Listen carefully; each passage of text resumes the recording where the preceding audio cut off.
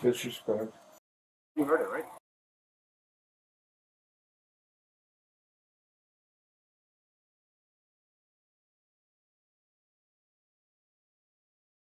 You heard it, right? Yeah. It sounded like muffled. Yeah.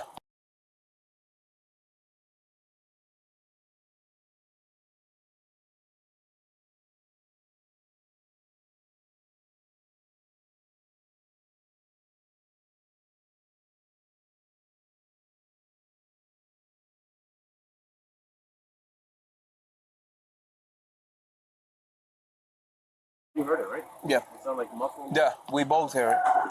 Come in. Police! I opened the door. I saw pieces of her on the floor. Carlin, this is the Albuquerque Police Department. We are not going away. You're not free to leave.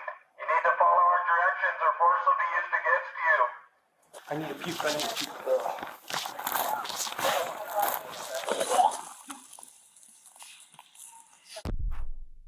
It's Thanksgiving Day, and a retired couple in Albuquerque, New Mexico has invited their family over for a holiday dinner. But when the family members arrive, they find the house locked up tight and no one is answering the door. Fearing the worst, they break in, only to find a revolting scene of unimaginable horror inside the house. It's early afternoon on November 24th, 2022, when a woman named Tammy calls 911 with grave concerns about a family member. 911 emergency. Yeah, I need to get PD over to my brother's house. We need a welfare check. Something's wrong. Okay. We can't get in the house, and they're expecting everyone for Thanksgiving. Okay, so you're at the house right now and just knocking on the door and nobody's answering? Yeah, we checked all the perimeters. What's the address? Tammy gives the dispatcher a Northwest Albuquerque address before explaining that her brother has underlying issues that add a layer of urgency to the situation. Does your brother have any, medical problems, mental problems? Yes. What does he have? He has the same thing Robin Williams had. It's a form of dementia. Does he live with somebody? Yes, he lives with his wife. Inside somewhere, we don't know what's going on. Him and her are here, and they're expecting us all for Thanksgiving, and no one can get a hold of them all morning. And the car's here. And okay, well, I was worried that your brother was there alone and something happened, like he fell. So the brother and the wife, nobody's answering the door, but the wife should be there also. Yes. Despite the fact that Carlin DeNio's wife, Connie, is there to care for him, Tammy's concerns are only growing. She recalls the conversation she had with Connie that may be relevant. She did say, I think yesterday, that he was having kind of a hard time. He'd been having a hard time. So we don't know what that means. That could mean anything, you know? Yeah, okay. It's such a terrible disease he has. If anyone knows Carlin's state of mind, it's his wife Connie, who keeps a detailed diary of his highs and lows. In one entry, she writes, "He's walking without a walker, even eating real food. This FTD is crazy up and down." On this day, Tammy fears that her brother may have reached a low point. Yeah, he has had ideations. Okay. Yeah, I told her that. Okay, I set up the call, and we're going to get somebody out there as soon as we can. They try to get somebody within 30 minutes if possible.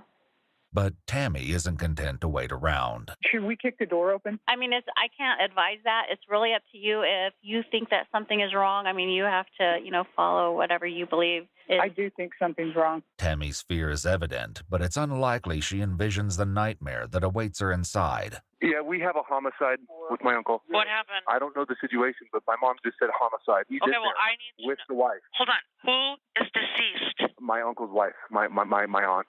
He killed her. We need to find out where he is, if he has a weapon, how is she Does he have dead? a weapon? She says she doesn't know. He's in the back room. How did she die? Number? She's dismembered. Okay.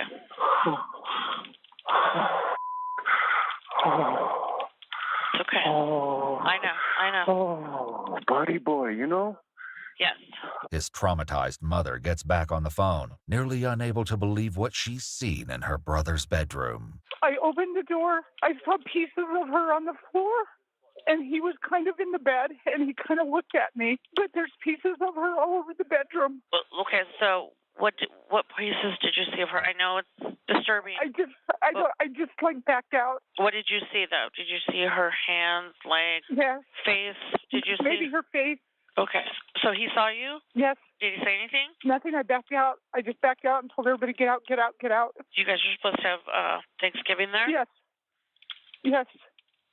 Unable to come to grips with what she's witnessed, Tammy's mind tries to reject the horrifying reality. I think he cut her up. And he never Maybe came I'm out. wrong. I'm sorry? Maybe I'm wrong. Maybe I didn't see that. What do you mean? Why do you say that? He surely couldn't do that. You don't think he could do that? No, I think he could. I think he did. Okay. I know he did. Okay. Okay. Oh, God. I never will get over this. Okay, here's PD now. Do you see them? Do they see you? Yeah. Okay, I'm so sorry, okay? Okay. I'll pray for you. You take care. Bye. The family members have been inside.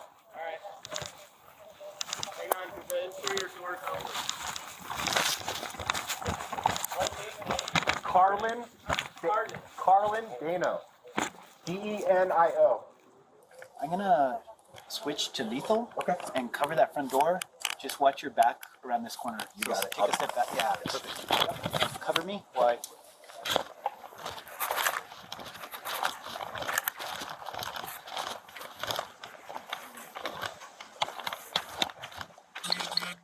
Can you clear that vehicle? Yeah. Looks clear, sir.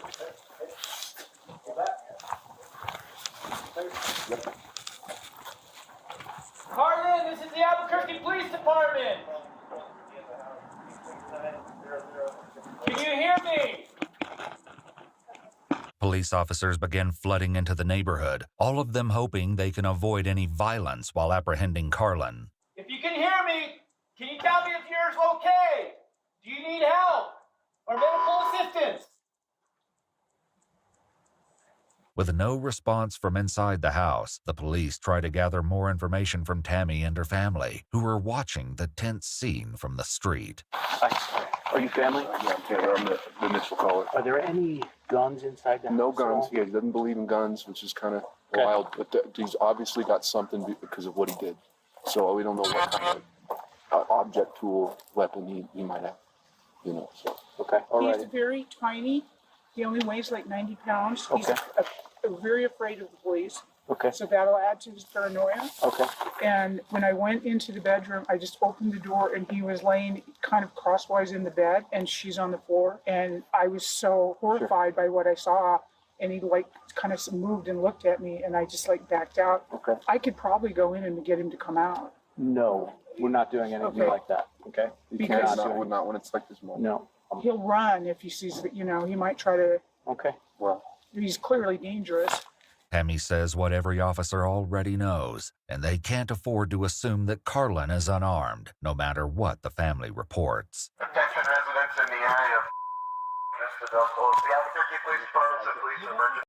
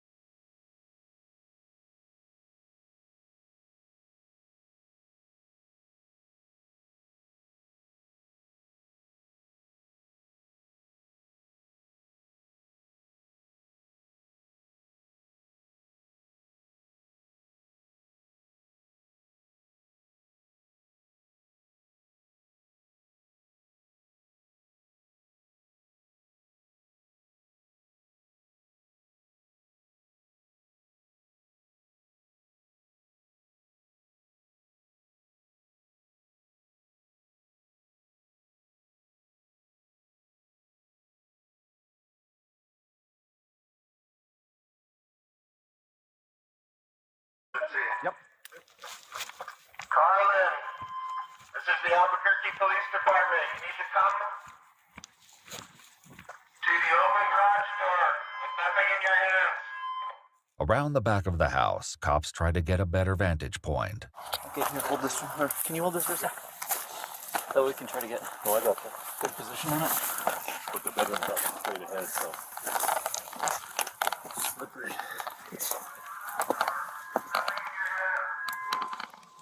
I think we just hold here. Trying to think, man. I think we just hold here until Well, I LT could go says. into their yard and hold, but it's deep on that side, I think. Too. It's deep on both sides on all of this. No, I'm trying to look into these people's yards.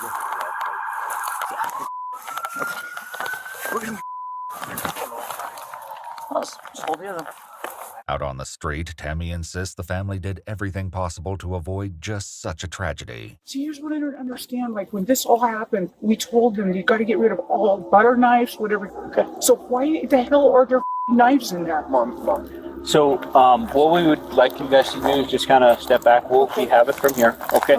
We're going to do our best to make sure that there's a peaceful resolution, okay? It's going to be an incremental process from this point. We'll keep you abreast of what we're doing and why, if you want to, okay? He does have like dementia, kind of Yeah, he's just not there. where he might be looking, but there might not be. Yeah, he might understand. seem perfectly, So, But he's not. but I he is understand, not coming. okay. Carlin has been diagnosed with a form of frontotemporal dementia, a disorder that can lead to violent behavior in a small percentage of patients. Police must keep this diagnosis in mind as they attempt to make contact. Carlin, this is the Albuquerque Police Department. We are not going away. You're not free to leave. You need to follow our directions or force will be used against you. I need you to walk out the open garage door with your hands up and empty. And come outside. Meanwhile, Carlin's siblings, Tammy and Darren, try to impress upon the police their fears about how this confrontation could play out. He has had ideations in the past, so I wouldn't be surprised if he tries to get shot or something. It wouldn't surprise me a bit. Although he doesn't have any weapons other than knives. Does- I know that the police presence will scare him really bad and he probably will not comply, but you guys could take him down in seconds. Carlin's family believes that he poses no particular threat to law enforcement, but that doesn't mean the police are going to let their guard down. any chance he came with a firearm, you just go behind me and get cover, okay? Yep. I know he's there, but just. Hey, Somebody, hey! Albuquerque Police, come out with your hands up. Show yourself. Movement, Sarge! Show yourself. Let me see your hands. Sir, come outside. Come outside to the sound of my voice. I'll let you do Do it that. with your hands up and empty. Garage. We just heard it, yeah, on that side, sir. We just heard some noise on the garage, like someone talking, possibly from inside. You heard it, right? Yeah. It sounded like muffled. Yeah, we both hear it. Albuquerque Police! You have eyes? Oh, he's right there in the doorway. He's in the doorway. Yeah. Yeah, he's right here in the doorway. He just collapsed. He's up. Hey, move your vehicle up. Move this vehicle up to here so we can get eyes on him. Marlon, you're okay, buddy. Nobody's gonna hurt you. Come on out and talk to us. What do you want? Keep going, sir. Keep moving. Keep moving. Keep coming. Keep coming. Right here. Stop. Push up. All right, he's naked, covered in blood. Marlon! Crawl towards us. Come on out, Marlon! Hey, Justin, I'll take over command. You want to move up with your rifle? What's his name? Arlen? Hey, Arlen.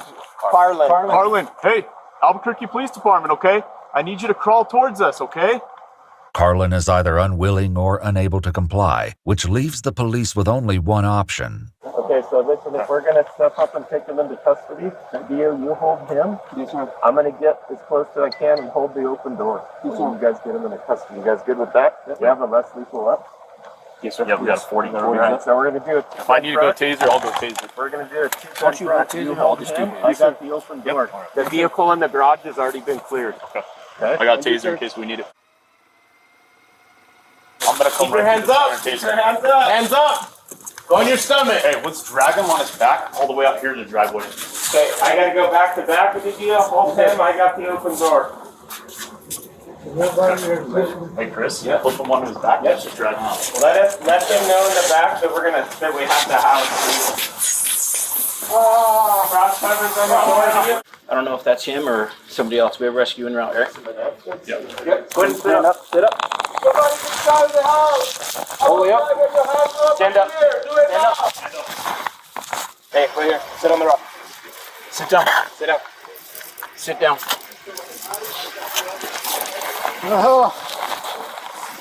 Don't move. Rescue stepping up there. Don't move. Yeah, that's fine. Carlin appears weak and disoriented, and when he begins talking to the police, his comments are even more troubling than his appearance. It's something I don't know what to do. We got help on the way for you, all right, sir? There's no help for me. No? Well, what are we going to do, fella? We're going to get you some help, bud. There is no help for me. I've already died. The officers aren't sure how to respond to that declaration, but there are more urgent concerns to deal with at the moment. How many do I have with you? You got 4 behind you, including. And when you go in, you're gonna step right here to my light, and everybody's gonna go with Dio, stack up on him, and I'm gonna hold everything right, and then I'll figure it out when we get in. All right, everybody in lethal on you, Dio. Yes, sir.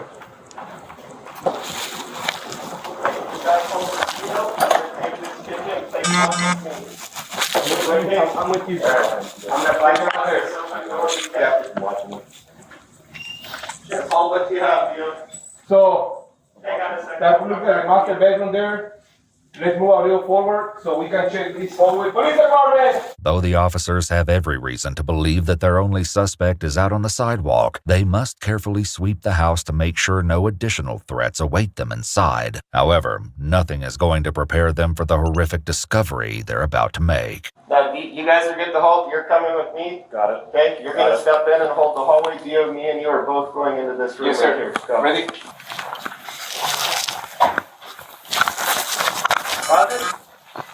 Let's get through. Okay.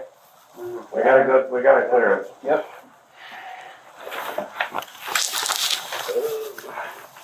Cover your head over there, Sarge. There's stuff all over the bed.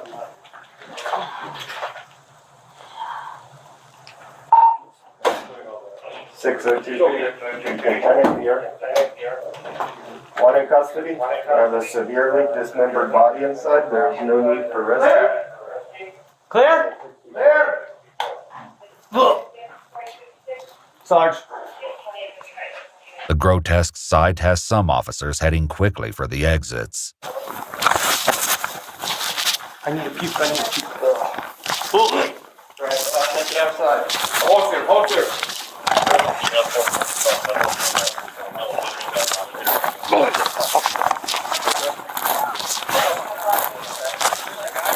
He's coming out. 34. It's a 34. 34 coming out the window. Oh. Yeah, I'm good.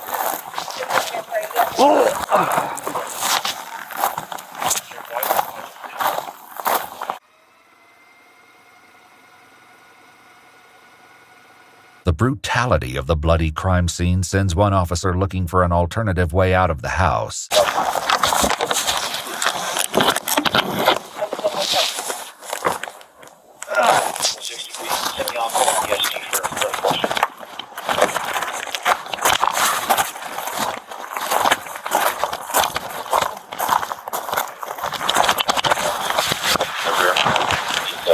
Meanwhile, the exquisitely upsetting nature of the murder is reflected in the way the cops check on each other in the aftermath. All right?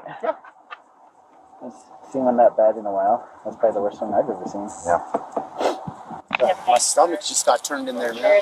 I had just scarfed down a bunch of turkey. You alright, bro? No, I know. It's nasty. How you doing? Good? Did you see everything or not? Yeah. That's it. While the police do their best to respond to each other's needs, they also have in custody the man who has the answers to who may have caused this murder. I see all of you guys. Huh? I see all of you. You see all of us? Yeah. What does that look like? He's got one. We see you. Yeah. Yeah. How you doing? I don't know. You don't know? Do you have any cuts on you? Yeah, I'm totally mutilated. You are. We need Yeah. rescue up here. You need rescue up here, though. There's no rescue for anyone, I guess. Well, they're coming, sir. I'm sorry to do this to everybody. All right. I mean, we'll talk about it, okay? Where do you have your cuts? You said that you're totally mutilated. Yeah, Okay, so I mean, you're still walking around. not real. Where on your body? All over? Yeah. Okay. Carlin's statements may seem off-kilter, but it's now almost clear that he may have taken Connie's life. He's got cuts. He's got a laceration. He's bleeding pretty good, man. Okay. All right, Mr. Kyle, let's get you standing up, man. Oh, dude. He has a big one on his leg. We need to turn it to him. All 60 Adam. Were we direct on 43? He's got a very large laceration on his inner thigh. Do it. Turn it to him. Yeah, dude. We're not going to let him go 10-7 here. I'm already 10-7. Nope. Already got. I Yep. told you it's going to hurt, sir. Yep. You got to do it, man. Dude, it's like so high over. Yeah, but it's very close. Uh-oh. Uh-oh is right. Uh-oh. You're doing good, man. You're doing good. It's not It's going to hurt. I'm sorry, It's going to hurt. No! Yeah. No! Yes, sir. Ah, I see you still. No! There you Let go. him know, tourniquet. It's been applied to his leg due to a large All laceration. 60 Adam. Can you document on the CAD that we applied a tourniquet to his right leg? When Tammy speaks with investigators, she reveals that this isn't the first time they've had to get the police involved.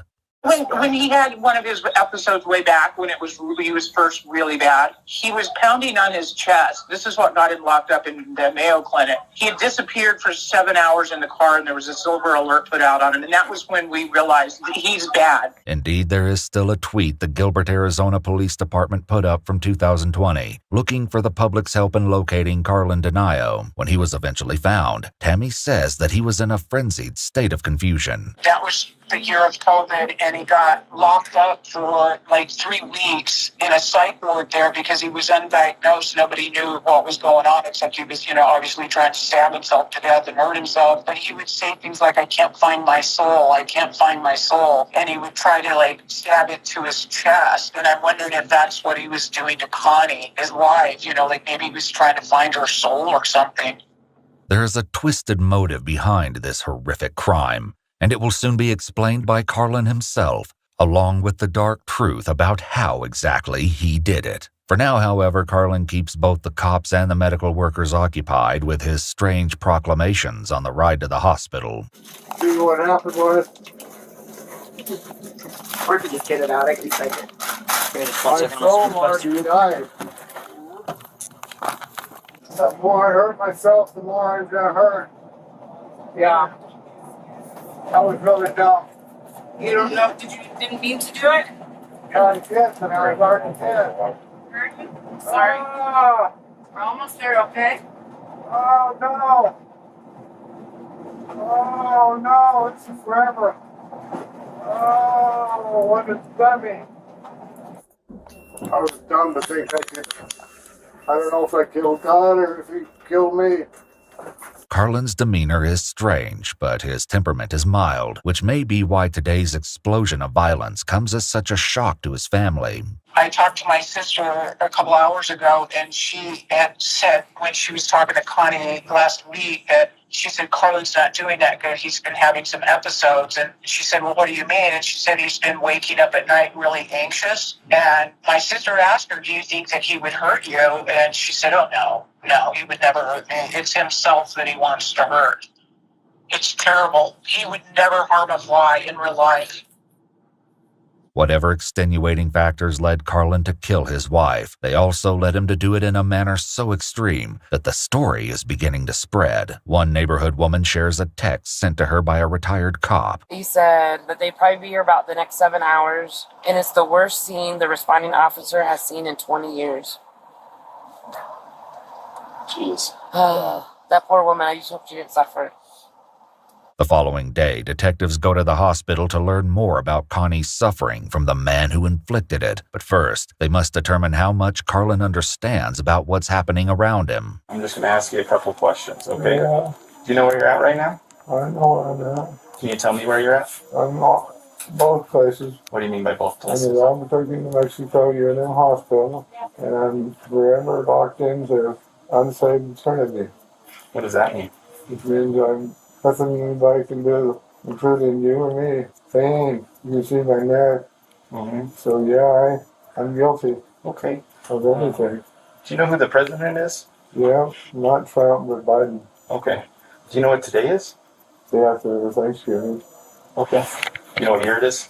2022. Okay. Carlin's answers are correct, and he seems coherent. The detective reads him his rights before attempting to find some sense in yesterday's madness. However, nobody could have anticipated the bombshell Carlin was about to drop. Okay, so to start from the beginning, tell me as much as you can in as much detail as you can recall. That's today? Yesterday? Yesterday. Oh my. It's been going on for years. Building fake me, and finally I just lost it and couldn't control what I did. And now I gotta pay with so much pain. I won't ever be able to go to court or the lawyer or anything like that, unfortunately.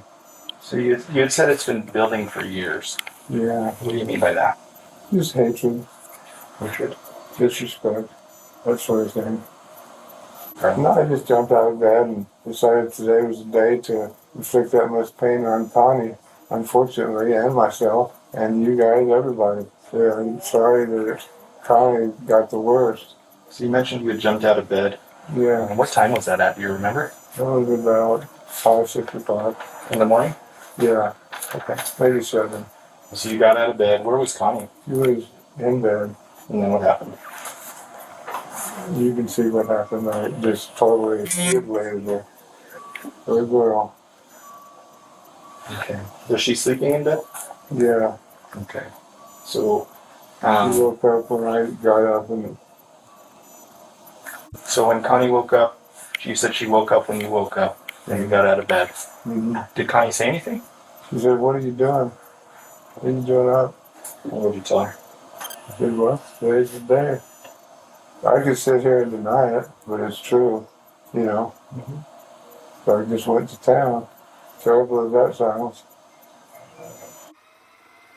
Okay. When you say you went to town, what do you mean by that? It's pocket knife. A pocket knife? Yeah. Who described that pocket knife? Yeah, it was green. Green handle. 2 blades. The devastation of Connie's injuries compared with the size of the weapon leaves the police shocked when they find the knife Carlin describes on the bedroom floor. Can you kind of just walk me through, kind of step by step, how everything went down? Terrible. You started hacking away. Where did you start hacking away first? The neck. The neck? Yeah. Was Connie saying anything when you were doing it? Yeah. What was she saying? Fighting like a trooper. She was fighting like a trooper. And so then you said you started hacking away at her neck and she was fighting like a trooper. Did you get injured at all while that was happening? Of course. How did you get injured? Cut myself a couple of times. Then I turned it on myself. When did you turn it on yourself? During and after I was finished with what I did to her. Carlin's description of the murder is dispassionate, and he takes the same tone in regard to himself. And I understand, like you said, that you turned it on yourself during and after. I deserve to suffer too. Okay. It's not as badly as I made her suffer. Okay. Where did you turn the knife on yourself? All legs, upper body, neck. The hatred and the disrespect that you mentioned earlier, was that hatred somebody else had for you? No, it's hatred I had for everybody and the man upstairs. And why do you have that hatred? I just started realizing what a failure I'd been and resentful of myself, basically. Resentful of the way I had turned out, and it just got building. When it comes to the ultimate question of motive, Carlin's answer is as brief as it is unsettling. Was there a reason you did so much? I thought I was taking revenge on God, I guess. It's unlikely that this deranged logic will bring peace to the family, and Carlin does not explain himself further. As investigators prepare to officially file charges against him over the coming days, his health declines. And perhaps all along, Carlin knew the fate that awaited him. I won't be going anywhere. No, you're under arrest. Oh yeah. So an officer will be outside your door until you are good enough to leave the hospital. And then That will never be. Why do you say that? I can't get better like this. Okay. Carlin's last words to the police turn out to be prophetic. Only 3 weeks after the murder, the detective reaches out to Carlin's daughter, Lisa. Hi, is this Lisa? This is her. Hey, it's Detective Watts. How are you? Good. Have you spoken with anybody from the hospital today? Yes, they informed me that Dad passed away earlier this evening. Okay. Yeah, I just wanted to reach out and make sure somebody had made contact with you so that way you were aware. Yeah. Carlin died while still under hospital care on December 14th, 2022. The following day, the detective meets with Lisa to return her mother's devices. But if he expects to find a grieving daughter, Lisa's reaction is perhaps surprising. And how are you guys holding up? Good. It was starting to get really stressful thinking about all the legal side of everything. So this is actually, I mean, well, like, it's a blessing, really. Yeah. The charges brought against Carlin Denayo by the state of New Mexico, which included one open count of first-degree murder, were dropped, and the case dismissed upon his untimely death. Why would Origin PC sponsor a video where their top-of-the-line gaming machine performs like this? Well, maybe because it doesn't. Hey, there we go. That's better. The Neuron should be getting hundreds of frames per second in CS2. And ours would have if we hadn't given it to our techie friend to fix and gotten it back worse than before. Of course, it arrived from Origin in perfect working order, but, well, we'll get to that. It's a really common situation, and for many people, the next move is to prepare their wallet and head to the tech shop. If they had an Origin PC, they could just use their 24/7 lifetime support, but if they don't have an Origin PC, well, the big question is, where do you go? The service department at a big box store would surely have the processes and tools to diagnose and repair your PC, but on the other hand, maybe the veteran tech at the mom and pop shop down the road is best equipped to evict your system's gremlins. Yeah, we couldn't decide which route to go either, so we dropped off 2 identical and identically broken systems, courtesy of Origin, to compare big box versus small business. But before we get into the results, we need to know the problem. Let's take a look at the messes that we're going to be handing over. I'm that friend everyone asks for tech support, but I don't mind helping to set up such a beautiful machine. It looks so fast. Whew, and it is! But it's a little loud. Okay, I've watched a lot of videos about system tuning, and I know what this means. Overheating. That is where everything went from oops to OMG. That cable that was loosened during unpacking handled communication between the PC and our cooler's IQ Link system hub. So that knocked out RPM monitoring for our fans, meaning it's full throttle at clock all the time. Now, a quick reality check before we go further. The Link AIO and fans all have temperature probes in them, so this behavior doesn't normally happen. But in general, a hub running full speed due to a loss of signal is a very common scenario and one that should be easy for a technician to rectify. Too bad our friend isn't a technician. First, they tried rolling back the NVIDIA driver to the earliest one available. Unfortunately, they did so without removing the existing driver, so not only did this not solve the problem, it created a new one. Device Manager is now reporting error code 43. Oops. Too bad my friend didn't notice. Then they ran CCleaner and started uninstalling stuff in hopes that it would help, which it did not. Friendo was running short on ideas by this point, so they dug around in the BIOS and disabled everything they could find that would cause extra heat in hopes that the fans would slow down. And for good measure, they also locked the core clocks as low as they would go. It's too bad the LTT Hat Pro doesn't make you smarter, just more water resistant. LTTstore.com. Now, as a pretty average buyer of a pre-built system, I don't know any of what my friend did, and even if I did, I wouldn't understand what it meant. All I would know is disrespect.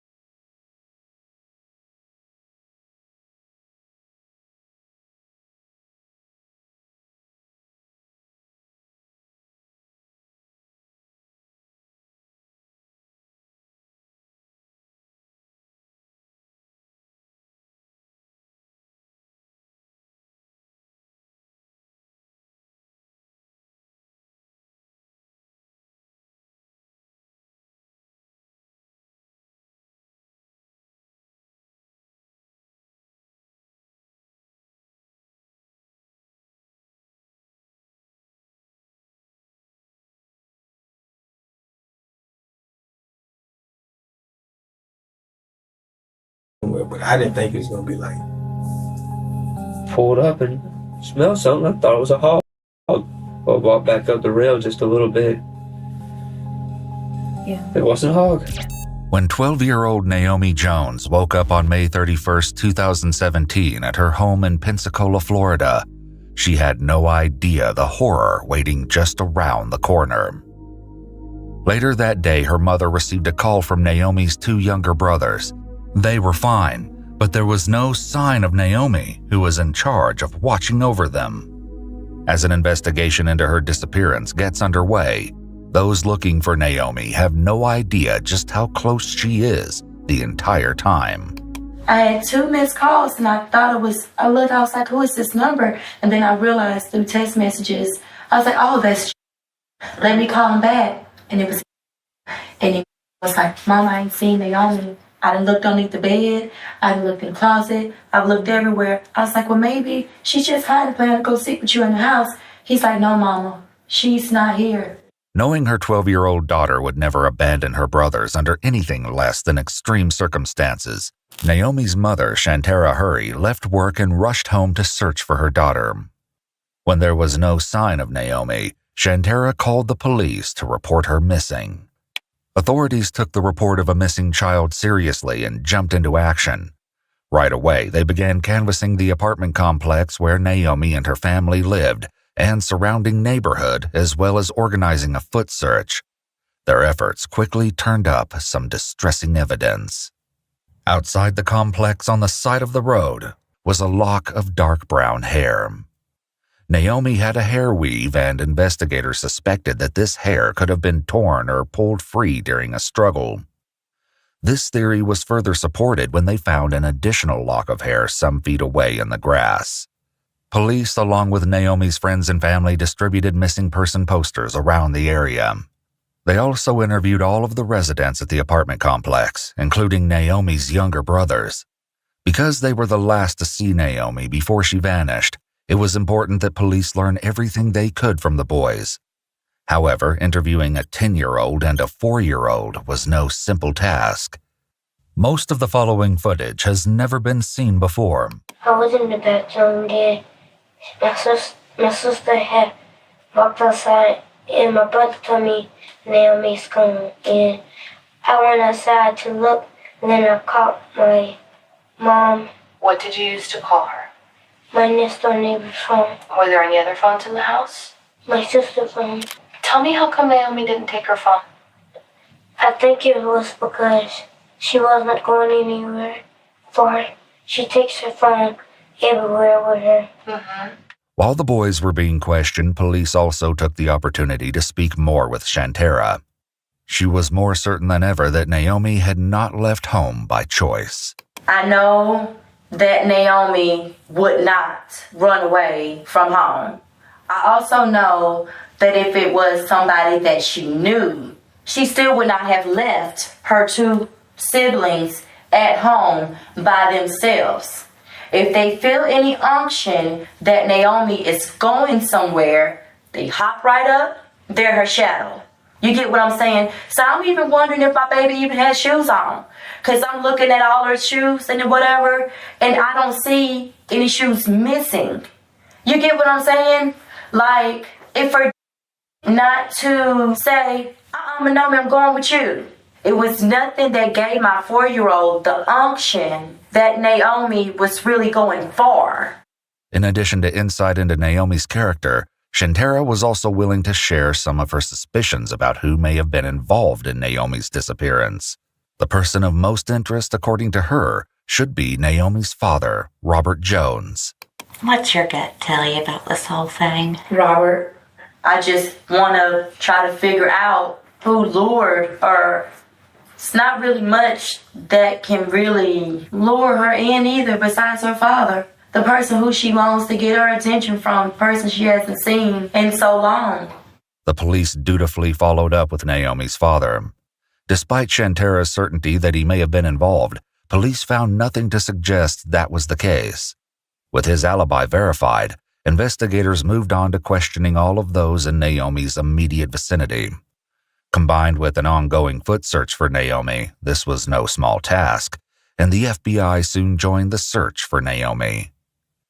In addition to conducting interviews, police obtained search warrants for several nearby units. One such unit belonged to Lauren Ewing. Police were particularly interested in her apartment as it had a direct line of sight to Naomi's back deck, where the girl was known to often dance. They were concerned that her dancing could have attracted unwanted, inappropriate attention. In the course of searching the apartment, investigators discovered that Lauren's boyfriend, Robert Howard, spent a good deal of time at the residence, despite having his own home about an hour away. How long have you been with Robert? About 2 years. About 2 years? Okay. Let's go back to, obviously this has been in the news for a week now about the little girl at your apartment complex, Naomi. What kind of girl was she? Was she friendly? Was she kind of... She seemed like she was kind of friendly, just like a little girl. She would just, do like little dances on the back patio if I was out washing before my washer broke. Does Robert live with you? No. So, explain to me how that works out, because he's up in Bruton at work, and he also keeps the place up there too? Mm-hmm. Like averaging a week, how many times do you stay the night at your house?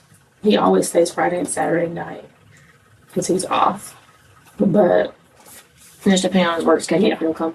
And if you're at work, does he stay there without you sometimes? Mm-hmm. The story will only take a bizarre turn from here. In the course of performing due diligence, police looked into Robert, and what they found sent alarm bells ringing. What do you know about his past? I know that he got convicted back in the late 90s, right after high school. Do you know the details of it at all? Or what he's told you? Some details about that. There was a girl who accused him of her and not being able to afford any kind of lawyer or anything like that. He just, he give you a privilege to come down. He was telling me about witnesses that wouldn't take his witnesses on his side, and they just listened to her, whoever her people had for her. In 1999, Robert Howard was convicted of 2 counts of assault in the state of Alabama. He served 15 years in prison before being released on probation in 2014. Since then, he'd been registered as an offender. Upon learning this, police were immediately suspicious that he could have been involved in Naomi's disappearance and brought him in. Robert informs the police that he was at the gym on the morning of the incident and returned to Lauren's apartment around 11 a.m. Soon after, he went to see Lauren at work, and both returned home half an hour later as Lauren wanted to change her shirt. He further shares that they were only at the apartment for a short time and left again around noon so Lauren could go back to work. Robert tried to go to the dollar store but chose to stay in his car when it began storming. It seemed that Robert had a solid alibi for the entire day Naomi went missing. And after that, I headed on out to Bruton to go see a friend before they went to a funeral. This is where investigators began to question the series of events. According to Robert, he left Pensacola to visit a friend in Bruton, then turned around and drove an hour all the way back to Pensacola, then went back to Bruton again to clock in for work. It was clear that something wasn't adding up. How come on a Wednesday you went to Bruton, came home just to get your stuff, and then went right back to Because work? I went to see my friend. Uh-huh. This is somebody that my girlfriend knows nothing about, so I went to see her. Because like I said, her uncle had passed. I'm going to see her. Right. How come you didn't take your stuff with you, though? That just seems like a whole lot of driving to me. I do a lot of driving, believe it or not. But, I was dressed. I just didn't have my boots or my rain gear. So, I had to come back to get that. Do you know who Naomi is? Yes, I know exactly who she is. I see her. Well, you see her every time we're in and out the apartment. Her and her brothers, either out there playing with their dog, or they're on that back balcony, or they're in between the apartments playing.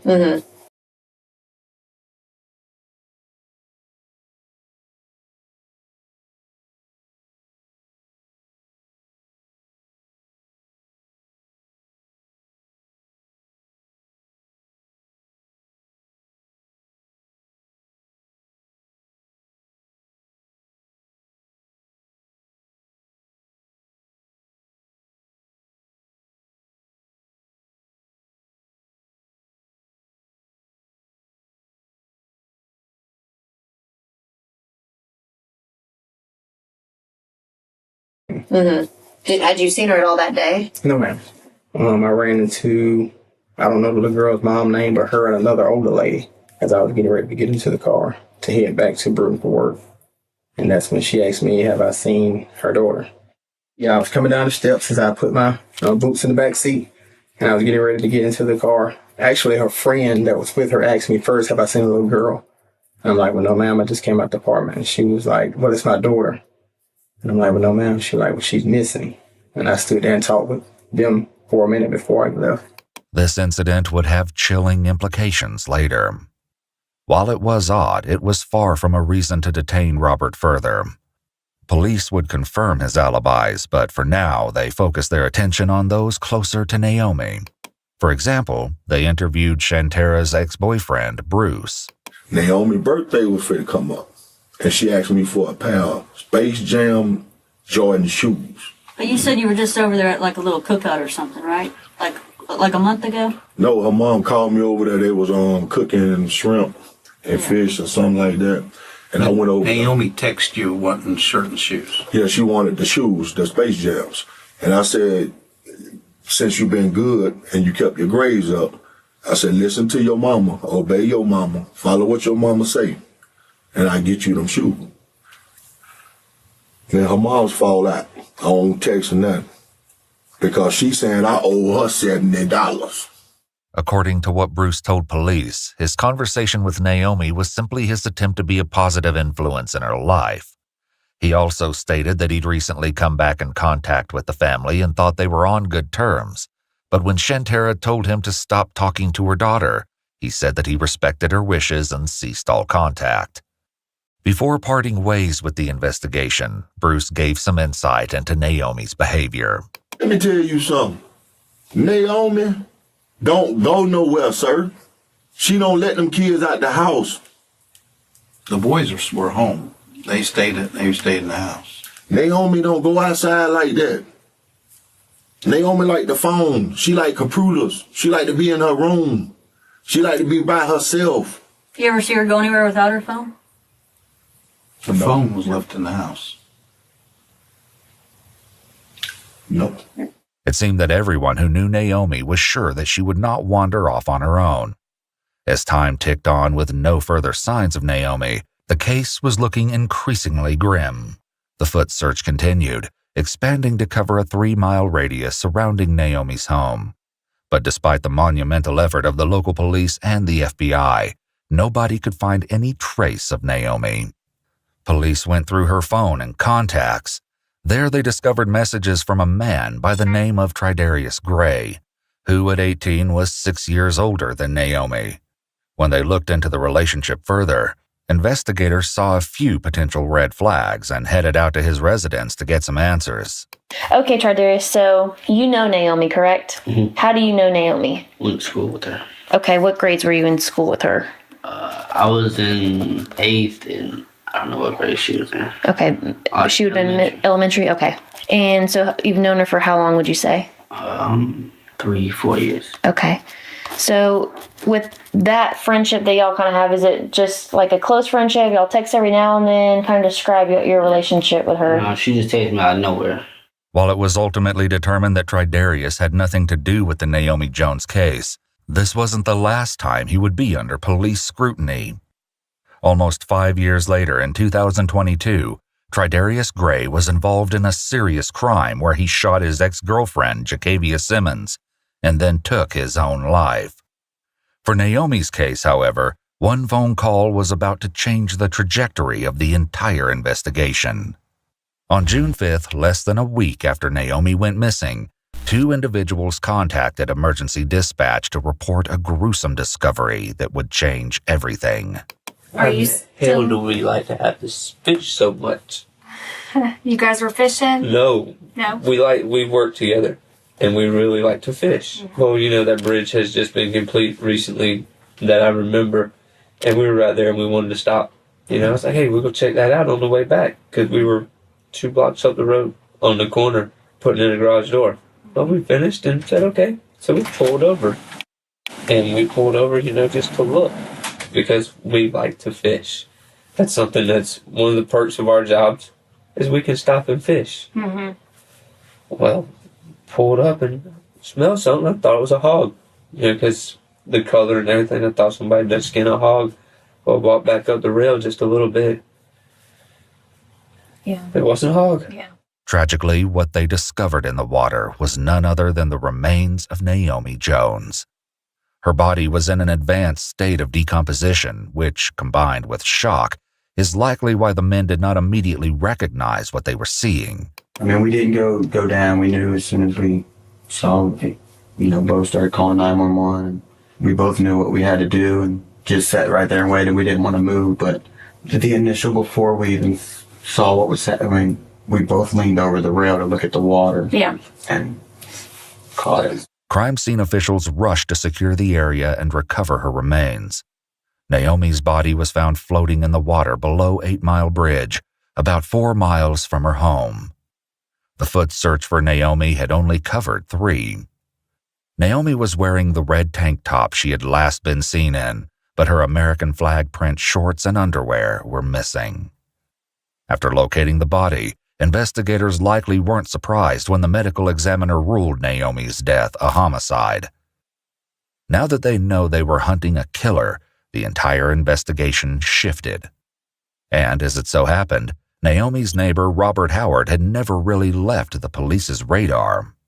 Part of Robert's previous statement had raised a red flag for investigators. I was coming down the steps as I put my boots in the back seat, and I was getting ready to get into the car. On its own, this statement is unimportant.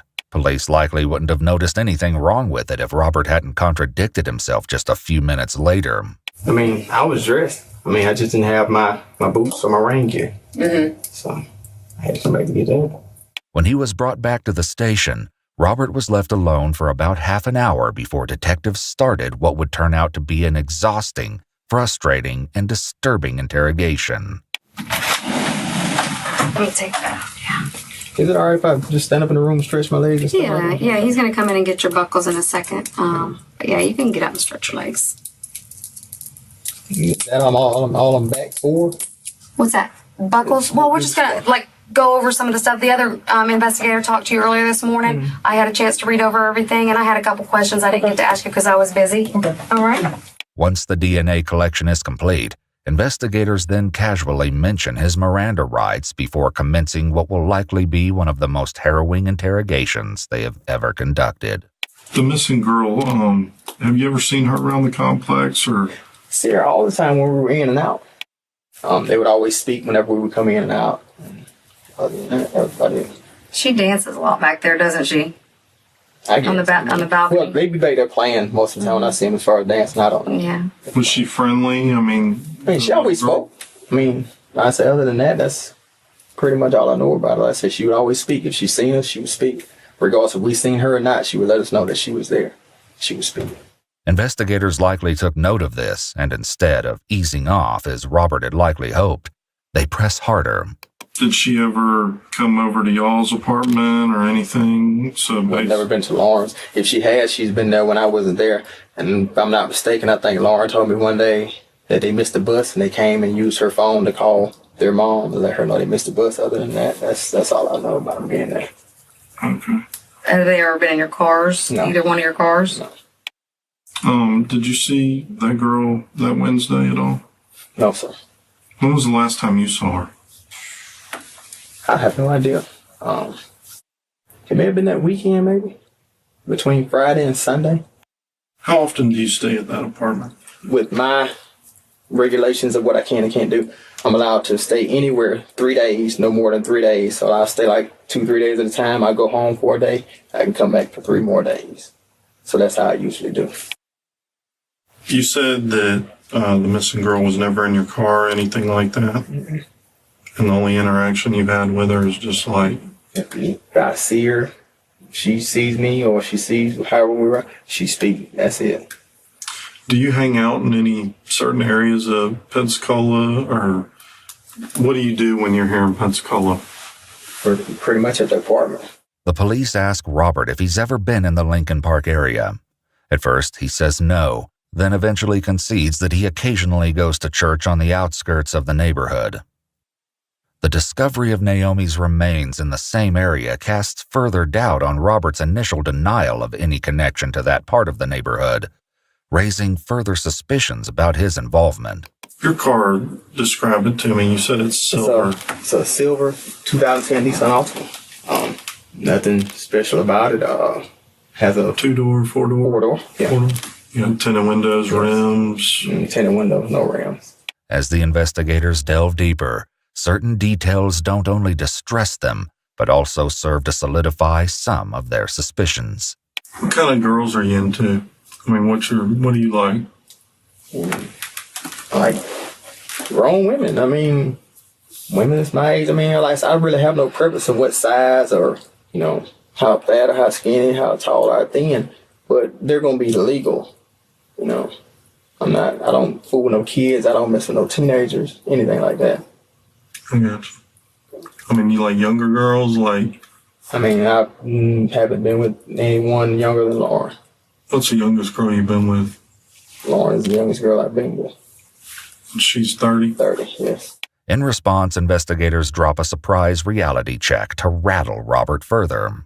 What if I were to tell you that your car was in the area where her body was found that night? No, that's impossible. Why? I mean, because it could have been. Why? Tell me why. Because when I have my car, it's either at work. When I leave work, it comes straight back to Avenue, Lauren's apartment. Did anybody else have your car that night? No one ever has my car. So you don't know, does Lauren ever drive your car? She has a few times, but it's been a little while since she drove my car. You don't ever loan your car out? No. Given his earlier statement about visiting a friend in Bruton for a funeral, police followed up on his alibi in an interview with Yolanda Mitchell, who was willing to challenge part of Robert's statement. The only reason that I remember May 31st is because that is the day of my uncle's funeral. That's the only reason I remember that day. And he did not know that that was the day of my uncle's funeral. He did not know when I was going. He did not know what time the funeral was going to be. And I told the detectives that called me, I don't delete text messages. So I have all the text messages that we've ever sent to each other. And I think it was about 12:57 that I sent him a text that said, please pray for me and my family. This is going to be hard. And he texted me back like at 1:02 or something like that. I don't remember what he said. He said something about, are you okay? Or do you need to talk? Or something of that nature. The thing about that is that we already have your phone records. Okay. And you were at the apartments at 1:30. I was gone at 1:30. Phone records show no, you were there at 1:30.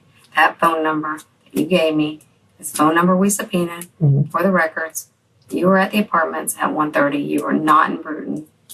I was on my way to Bruton. You were.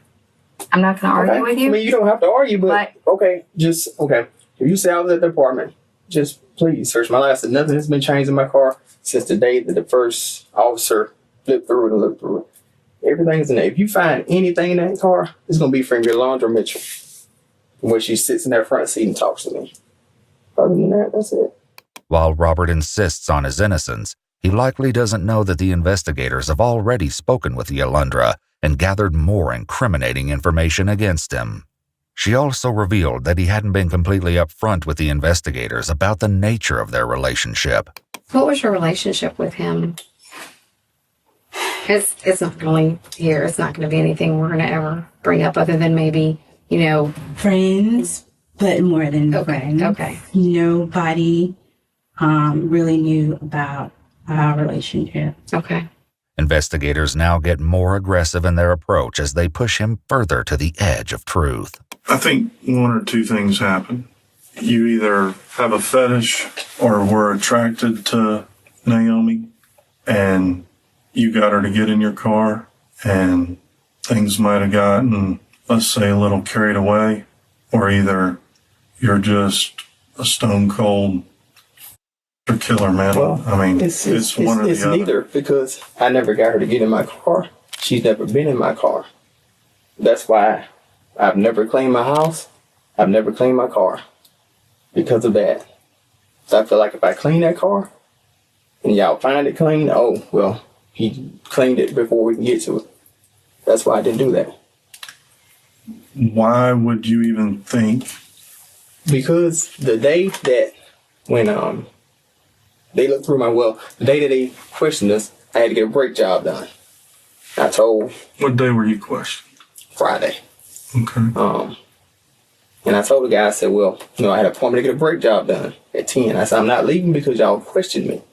The other guy that was with him came, looked through my trunk. He opened my back seat, looked in it, front seat, looked in it. And from that day there, I said, don't clean this car out. Because I feel like, it's eventually going to come. So I'm already, have a status offender. So whatever I have is going to be searched. I feel like that anyway. Right. Because I'm already a potential suspect. Again, can you say that? But wouldn't you agree you had time to clean the car before you were even questioned? Sure, but I didn't. There was no need to. I told Lauren the same thing.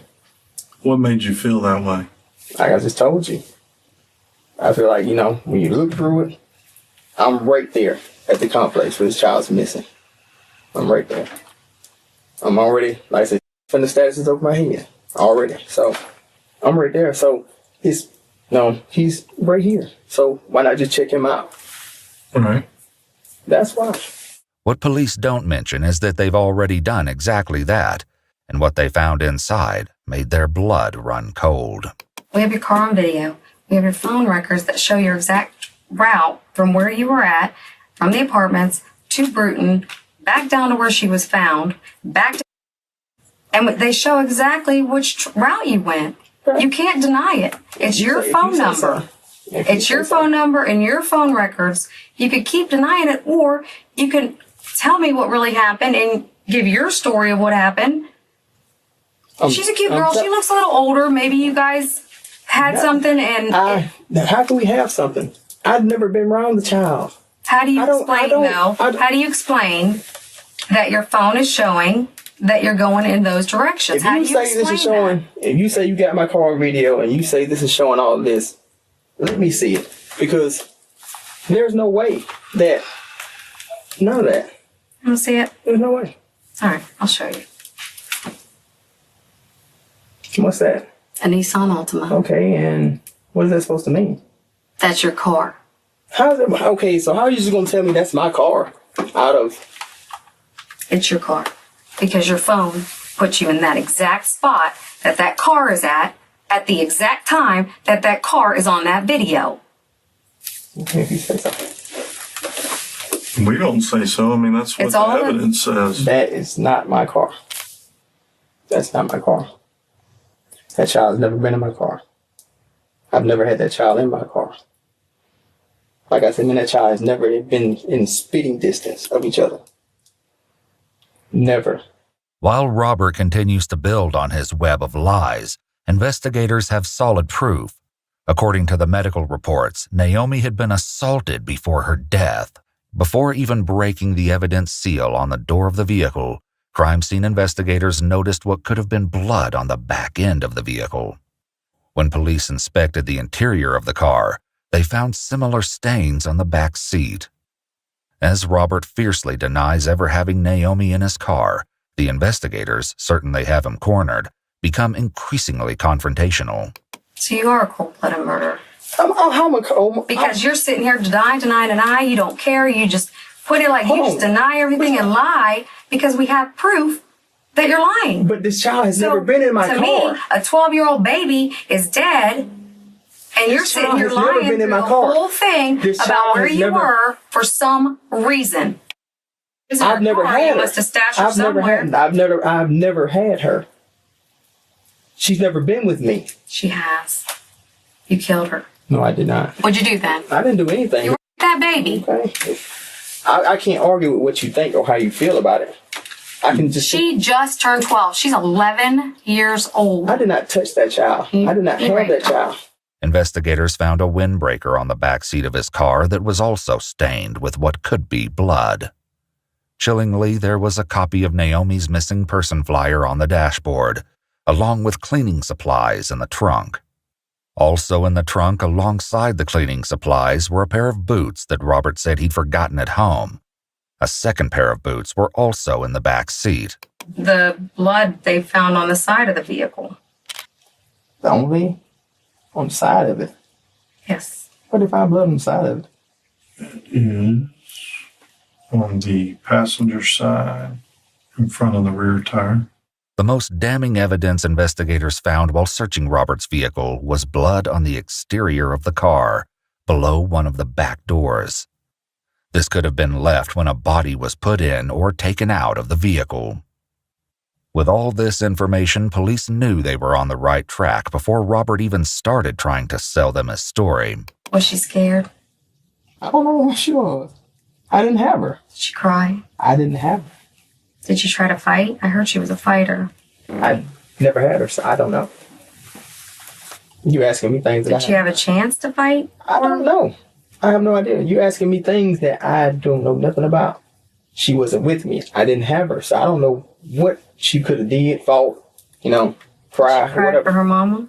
I have no idea. Did she beg you to stop? I don't know what you're talking about because she was not with me. She was not with me. All aside, all aside.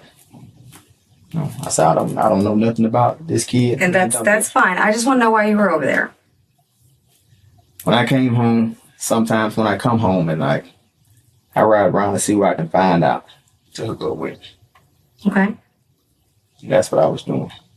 Did you hook up with anybody that night? No. No, you didn't find it? Do you know that area or you just were driving I just was around? driving. Okay. Just was driving. What if I could tell you that you stopped on that bridge? Where? Right there where she was found. When you turn off Detroit on Ashland there, you go up past that business a little ways and there's a bridge there with big concrete things and rails on top of it.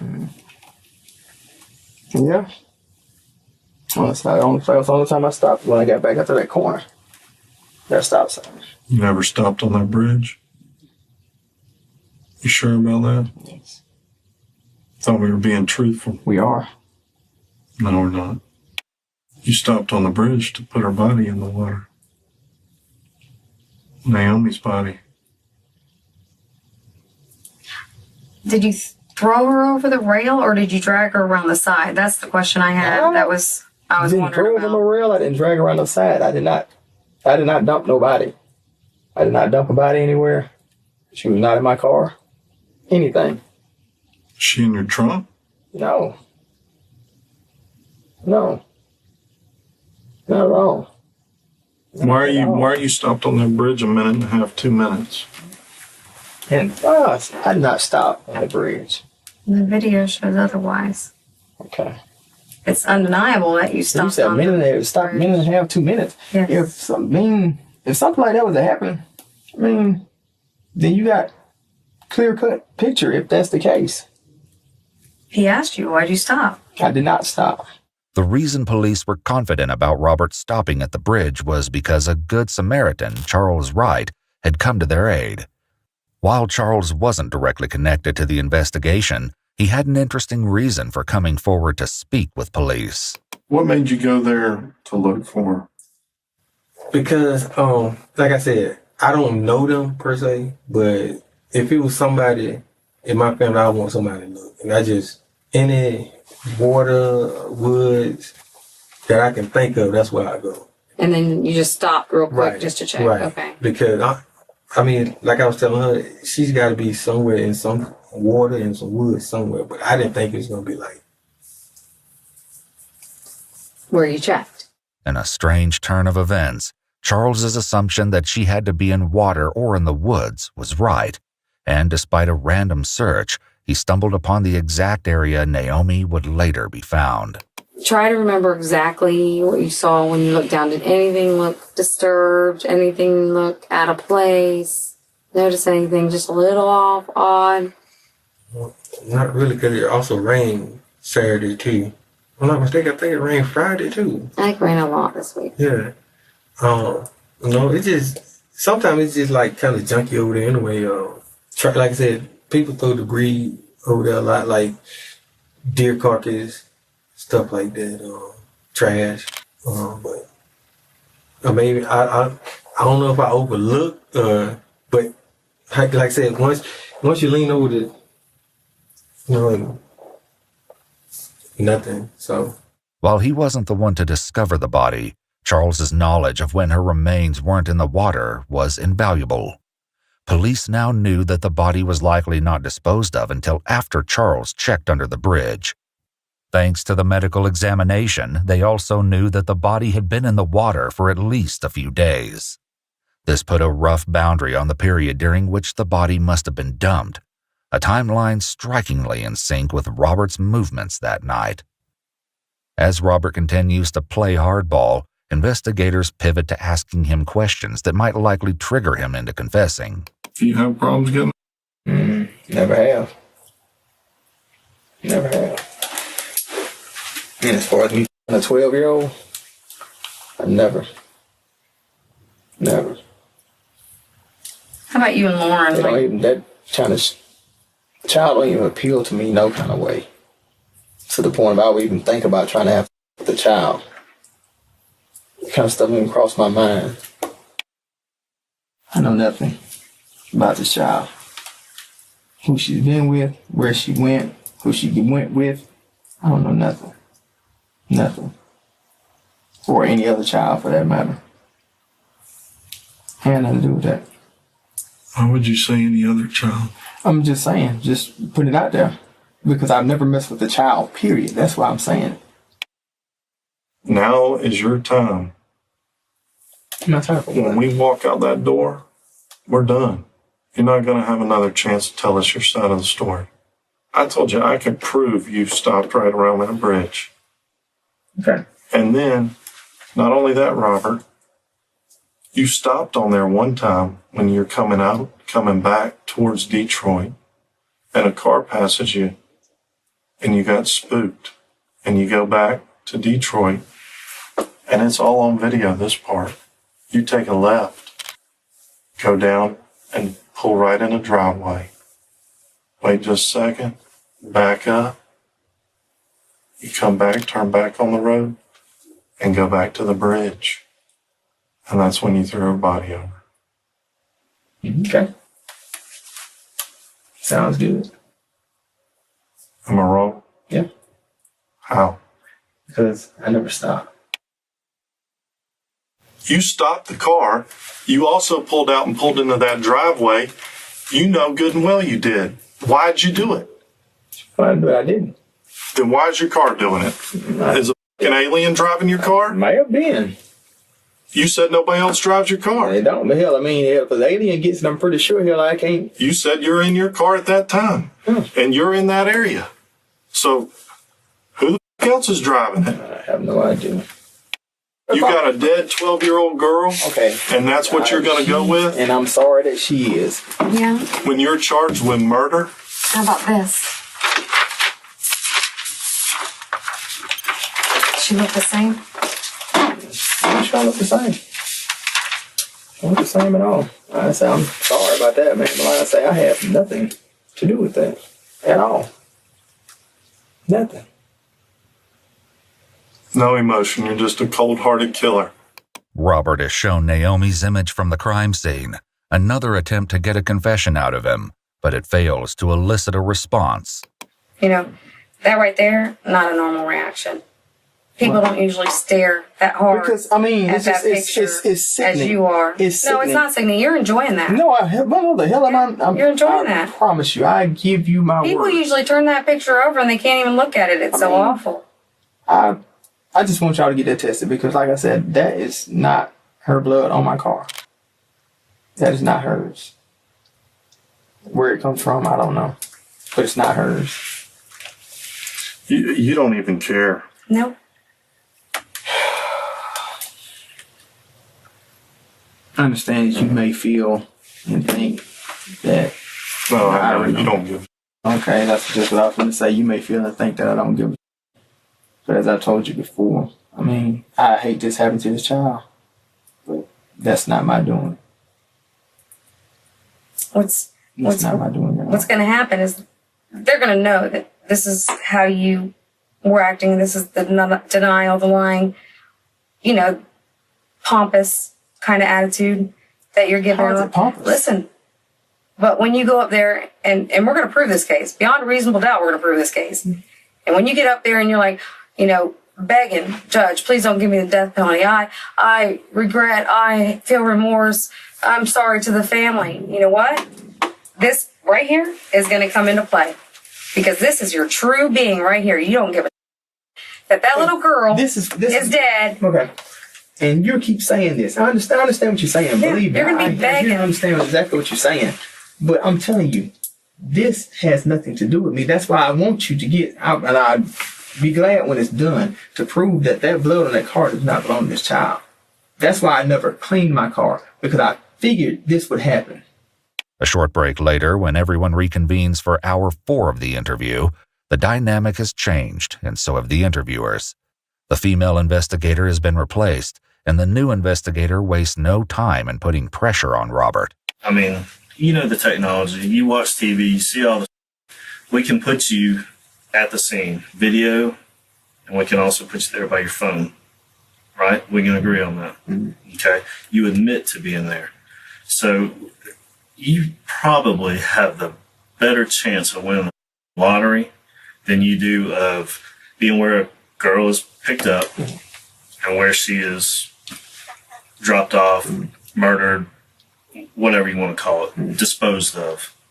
Basically like a piece of trash. Thrown over half naked, like a piece of trash. It makes you look like just one sorry bastard. I did all that stopping. I did all that. Why? But I did not dump this body. Was somebody else with you? No, no one else was with me. You were by yourself? But I was told that something would be there. What? It wasn't this when I looked. Well, I didn't see this when I looked. What was supposed to be there? It was supposed to be, as far as what exactly is it supposed to be something to benefit me, like that. Something to benefit me, I guess. Some dead? No, I don't hope not. But it was just supposed to be something, and I should have kept it. It was a note for me. It was a note on the car. All honesty, all aside. I said I never picked her up, never took her anywhere. And it says something to benefit you. From Naomi? No. Who's it from? It didn't have no name from nobody or to nobody. It was just on the car. That is the absolute worst story I've ever heard in my life. And I'm telling you the honest, the God truth. That is absolutely ridiculous. Listen to me. Okay, I'm listening. Here. Just listen to me. Let me hear this. It's benefit you. Okay. How's it going to benefit you? Monetarily? It didn't say. It just said something to benefit you. As the investigator continues to prod, Robert finally poses the question they'd all been anticipating. A question poised to unveil chilling answers. They're going to make you out to be the monster on the stand. The only thing that you can say is, I didn't mean for this to happen. And that's what's got to come out of you tonight. I didn't mean for it to happen. I didn't mean for it to go this far. I made a mistake. All is not lost. But tonight's the night. I'm going to help you through it. I'm going to help you through it to take that weight off your heart. You gonna help me through? Yep. How you gonna help me through? Because we're going to talk about it. So I can give that mama closure. And let her know that you're not the monster that everybody makes you out to be.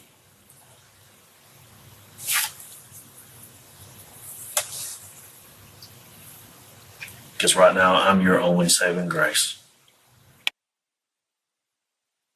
I just need some writing saying that, I guess I need to say you can't make me no deals. You can't. I just need something in writing saying. How about this? We'll talk about this. And I will give you my word that I will go to the state attorney And I will say, he came in here, we did a little dance, but he found it in his heart to talk about this, and he owned up to it. Whatever happens down the road is going to be up to them. Well, okay, you telling him that, I mean, that's still not telling me or guaranteeing me anything as far as this industry. And I can't do that for you, brother. I can't guarantee you anything. I'm not going to sit in here and lie to you and tell you that I can't. I need a number. Kind of number. 20. Enough on you. Of time. 20 years. Yeah. I mean, I know that may not mean a lot, but like I said, I mean, What do you think her life is worth? Her life is worth more than 20 years. Did they find the candy in her mouth? Yes. They found candy in her mouth. Yes. What was it? It was candy. What kind of candy? I have no idea. I just know she was eating candy. Finally, after 5 excruciating hours, Robert begins to give police the confession they've worked so hard for. But while he's now approaching the truth of his involvement, some of the details still don't add up, and it only gets more unbelievable. She then came out, she spoke back. Said she had like my shoes. And she said something that I didn't understand. Went on to my car. She was like, well, where's Lawrence? I said, Lawrence at work. She said, can I come in with you? And I told her no. And she couldn't come in. She kept on. I let her come over, I kept telling her no. She walked over to the steps as I was going up the steps. And she said, I'm coming in. I said, like, no. The further I went up, the further she came up. I make it to the door, she's at the top of the steps, and I tell her to go back home. Go home. Go home. She stands there and she's, why can't I come in? Why can't I come? I said, because you can't. You don't need to be over here. Leave. In his version of the truth, Robert portrays himself as the innocent adult who attempted to discourage Naomi's advances, an account as unbelievable as the crime itself. I really didn't mean for things to go the way they did. I didn't try to hurt the child, but before I realized I had choked her out. While Naomi's ultimate cause of death was asphyxiation, she bore multiple other injuries, including lacerations to her face, neck, and other parts of her body. How? Just around the neck? Around the neck. I choked her out around the neck. And I said I didn't really mean for it to happen. I didn't mean to do it. You know, I heard when she was found. That's why I said I would really like for them to take a DNA test, because they said when she was found, she didn't have on no bottom. She was fully dressed. She was fully dressed. I never took any of her clothes off. I never took anything anywhere. She was fully dressed. I even took her slides and left them with her. At the creek? Yes. I choked her out, yes. I'll admit that I did choke her out, but I did not. That's why I stressed them, do a DNA test. No, do this. Like I said, because no, did I have with her in my car? No, I didn't do any of that. Just put her upstairs? No, I didn't have with her anywhere. Obviously, she's a good-looking little 12-year-old. But that for her was not anywhere my intention. Obviously. Though it's likely difficult for the detective to talk this way, he's doing everything he can to minimize the crime to get a confession and get justice for Naomi. Obviously, she's coming on to you. She wants to see her. That's what she said, but that's not me. I understand. It is what it is. I mean, she's trying to use it. But that's not what I wanted from a 12-year-old. Okay. That's not what I wanted from a 12-year-old. So you grab her by the neck, did you shove her against the wall or shove her against the door or what while you were choking her? In the corner of the wall. Corner of the wall behind the door in the corner? I mean, I guess at some point she went out. Yeah. Then what happened? When she went out, I thought they just blacked out, but choked her pretty damn good to the point where she wasn't breathing. And she goes out, and then you're like, oh, realize what had happened. Then what? At first, I'm thinking that she's kind of and so when I see that she's not, I really just panicked from that point. Where'd you put her? She was in the car. Where at? In the back seat. In the back seat. So you grab her, carry her downstairs, and put her in the back seat? Honestly, I didn't know what to do. I felt if I tried to take her to the hospital, it would say that this is what I was afraid of. If I took her to the hospital, I would end up here. Right. Because, okay, I'm going to bring this young girl to the hospital, dead or whatever.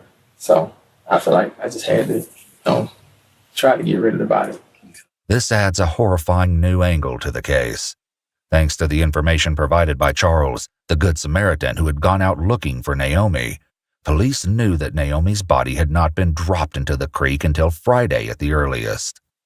That meant that Robert had kept Naomi's body with him for 4 days. Eerily, even when he had visited Yolundra, the body had likely been in the car the entire time. Did you go out to the car when he showed up? Yes. Did you get in the car? Yes. You were in the front seat? Yes. Did you look in the back seat? No. Okay, you didn't notice like maybe a raincoat spread out back there? I mean, I'm sure he had his rain gear because it was supposed to rain. Okay. But no, I didn't. Because he's saying she was in there. I didn't look in the back seat. I mean, I don't understand why he would let me sit in his car if there was somebody in his car. Like, at no point in our interaction did he ever seem like he was nervous or like he was worried about something or like anything was wrong. Like, there was never a point in us talking that it didn't seem right. Back in the interrogation room with Robert, investigators attempt to hammer out the final details of his confession. In the process, they make a heartbreaking revelation. I see the ladies walking, so I put my raincoat in the car, in the back seat, put my boots in the back on the floor. Naomi's mom was on the phone, the other lady was just walking with her, and the lady, she stopped me and asked me, said, "Have you seen a little girl?" And when she asked me that, my heart just sank. Because you knew they were I already knew they were looking for her. She's in your back seat. She's back there in my backseat dead. And I'm like, well, I mean, I can't tell them that she's in my backseat dead. I mean, I said, no, ma'am, I haven't. And Naomi's mom was like, well, it's my little girl. So you know my little girl? I'm like, yes, ma'am. At that point, she was like, I don't know what time she went missing. She like, her brother doesn't even know. So he was standing out there with her. He was like, he don't even know when she left. And I'm trying to get away as fast as I can because I don't need him to walk into my car. Tragically, it appears that Shantara Hurry was within feet of her missing daughter's body during the first frantic hours of her search. It was also determined through the medical reports that Naomi was likely killed shortly after she disappeared. Horrifically, it seems Naomi had been dead for almost the entirety of the search. I told you basically that I killed the child, but you did. I mean, I didn't. No, nothing. I didn't try to kill her. I honestly didn't try to kill her. To gather further evidence on Robert's conduct after the crime and more clues on Naomi's presence in his vehicle, investigators check with his girlfriend, Lauren. When is the next time you rode in his car? It's okay. You don't remember. Okay. Just wondering if you remembered anything that stood out. That's why we're being so specific about these questions, because, sometimes when we think we know somebody, we really don't. But we have enough at this time to go ahead and charge him with murder. And that's tough. That's really tough, because you have your own family to worry about. I'm just, really sad for you and your little boy. Because you don't have anything to do with this, and your sweet little boy doesn't have anything to do with this. I'm so sorry.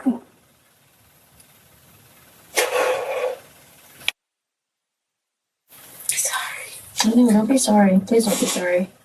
I'm sorry to have to tell you that. Not anything like that, you know? Well, of course, yeah. Of course. You cannot, do not take any kind of blame yourself. I mean, some people just snap, you know? You don't know what triggers them in their head. Despite his acknowledgement that he killed Naomi, Robert still continues to spout off denials and can't bring himself to tell the whole truth. And I have no kind of desire to be with a 12-year-old. I mean, probably not at the time, but I mean, because she acts like she's 17, 18. Wouldn't you agree that she acts? I mean, the way she came on, she said, yeah. I understand what you're trying to do. Even if you ain't trying to do nothing, I mean, maybe she was just talking to see if she could see my. I mean, I don't know. But I didn't show it to her. And I didn't do anything to her. As frustrating as Robert's stubborn denial may be, police have enough to charge him with the murder of Naomi Jones, and his interrogation ended soon after.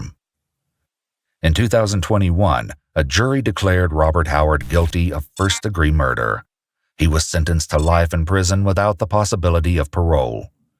Eventually, Shantara Hurry, Naomi's mother, settled for $2 million in a civil case against the apartment complex owners, on the grounds that they should have made other residents aware that an offender lived part-time on the property.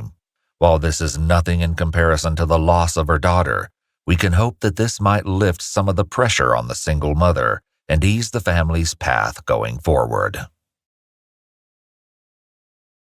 Following Mr. Perry's death in October of last year, law enforcement, my office, and our partners represented on this stage began an in-depth, wide-ranging investigation. That investigation has revealed a broad, underground criminal network responsible for distributing large quantities of ketamine to Mr. Perry and others.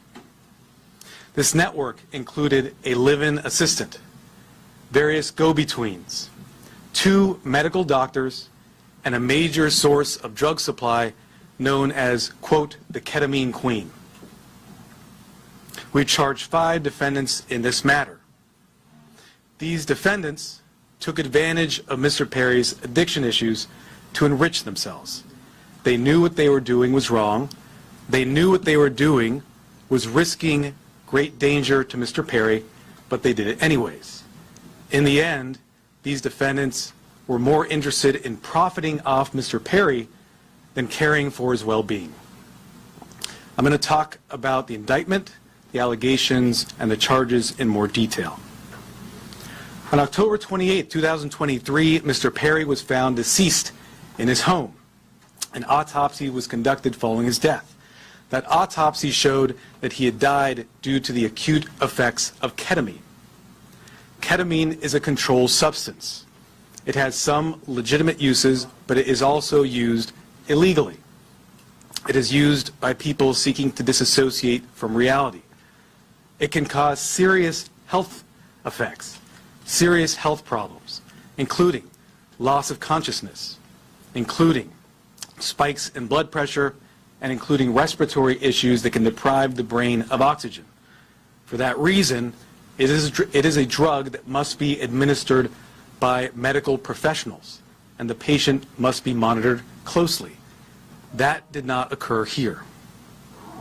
This investigation focused on who supplied the ketamine to Mr. Perry.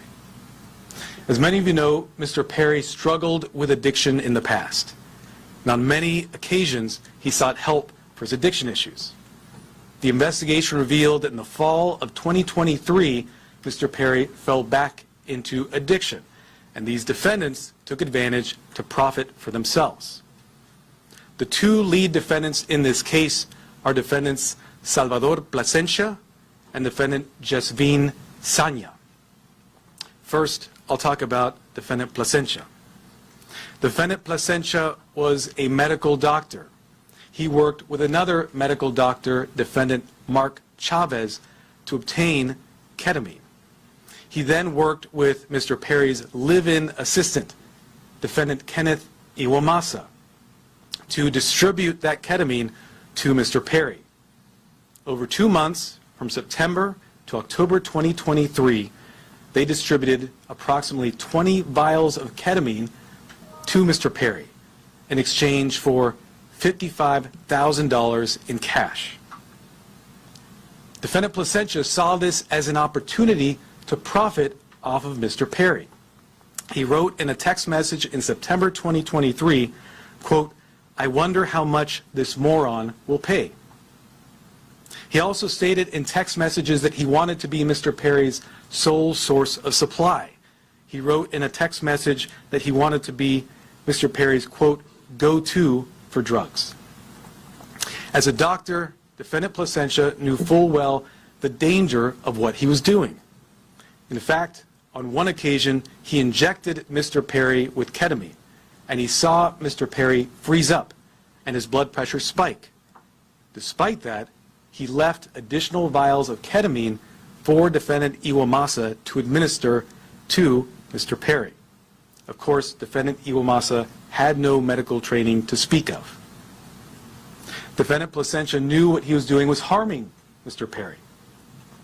He had spoken to another patient in mid-October 2023, and he told that patient that Mr. Perry was spiraling out of control with his addiction. Nonetheless, defendant Plasencia continued to offer ketamine to Mr. Perry. Likewise, defendant Sanya knew what she was doing was harming defendants and also Mr. Perry. She took advantage of Mr. Perry by selling large amounts of ketamine to Mr. Perry over a 2-week period in October of 2023. She sold approximately 50 vials of ketamine for approximately $11,000 in cash. She worked with a broker, defendant Eric Fleming, and also the live-in assistant, defendant Iwamasa, to distribute this ketamine. Sanya and the broker, defendant Fleming, saw this as an opportunity to profit off of Mr. Perry. In a text message, the broker wrote, quote, "I wouldn't do it if there wasn't a chance of me making some money for doing this." Defendant Sanya sold the batch of ketamine that resulted in Mr. Perry's death on October 28th. Officers later searched defendant Sanya's home. During that search, they found what amounted to a drug-selling emporium. They found 80 vials of ketamine, thousands of pills containing methamphetamine, cocaine, bottles of Xanax and other illegally obtained prescription drugs, and drug-selling paraphernalia including scales and ledgers. As I mentioned, the defendants in this case knew what they were doing was wrong. When they'd refer to the ketamine, they used coded language.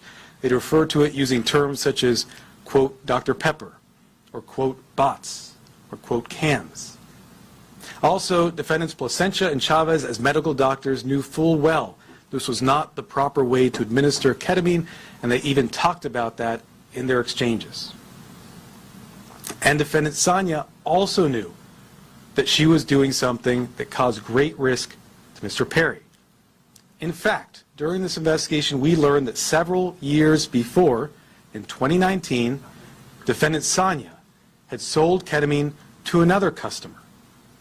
That person died the same day, and a family member of that person sent a message to defendant Sanya telling her the cause of death was ketamine.